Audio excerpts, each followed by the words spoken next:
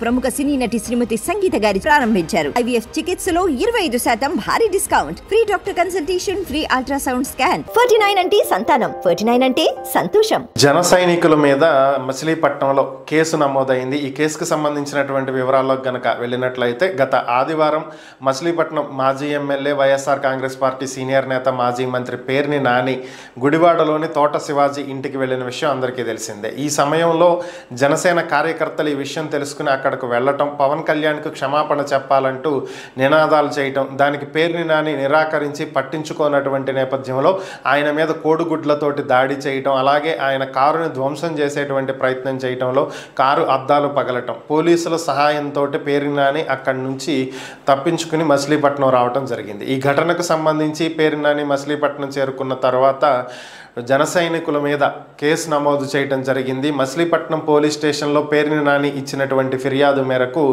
అక్కడ ఆ ఘటనలో పాల్గొన్నటువంటి పలువురు జనసేన కార్యకర్తల మీద 0 FIR నమోదు చేయడం జరిగింది. ఈ ఘటనలో పాల్గొన్నటువంటి వారిలో మహిళలు కూడా ఉండటం అనేది గమనార్హం.